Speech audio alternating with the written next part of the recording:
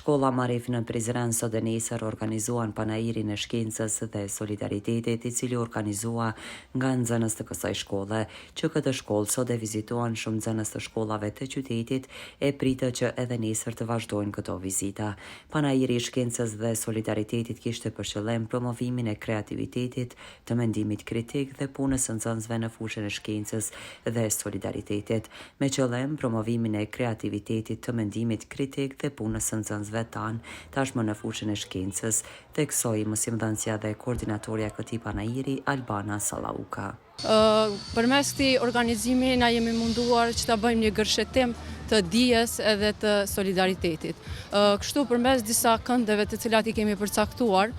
me mësimdhënësit e tjerë, atëherë jemi munduar përmes këndit të shkencave, këndit artistik, pastaj këndeve të artizanaleve, ka qenë edhe pjesa e këndeve të bamirësisë, duke përfshi aty edhe ushqimin, lodrat edhe disa pika të tjera. Kështu që do të thotë përmes këtyre na jemi munduar që fëmijët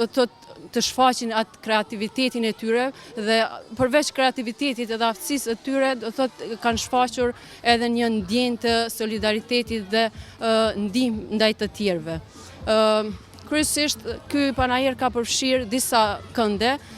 siç është këndi i shkencave, këndi i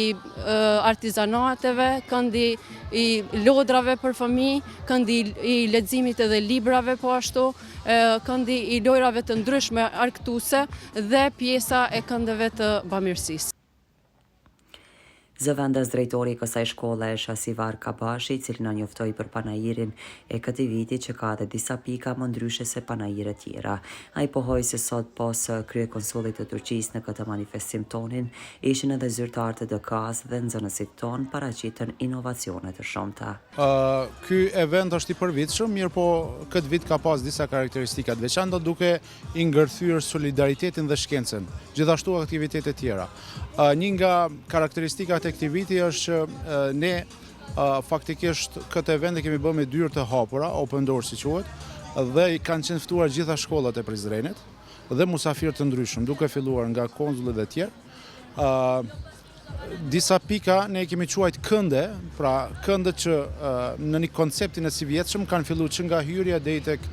pjesa mbrapa e oboreve të shkollës, dhe një nga pika ndoshta më interesante ka qenë edhe kinemaja, gjithashtu edhe pjesa e këndit të quajtur të artizanaleve, që shquhet edhe Prizreni. Prandaj këtë vit ka qenë më gjithëpërfshirës dhe faktikisht kemi mysafirë të shumë si nga menaxhmentet e shkollave, gjithashtu edhe nga nxënësit e shkollave të ndryshme. Po vetëm ne jemi diku mbi 400 nxënës, kurse do të jetë 2 ditor, pra sot dhe nesër, dhe që nga mëngjesi ne kemi pas shkollat ndryshme që kanë marrë pjesë edhe menaxhmentet, po edhe gjithashtu edhe nxënësit. Në këtë manifestim sot mori pjesë edhe kryekonsulli i Turqisë në Prizren Xhelal Dogan, zyrtar nga DK dhe shumë nxënës shkollash. Kurse nesër këtë aktivitet vazhdojnë këta nxënës, derisa nxënës të kësaj shkolle tashmë në shumë olimpiadat e Evropës dhe botës kanë marrë vendet e para, të dyta e të treta, sidomos në sferën e shkencave eksakte dhe robotike.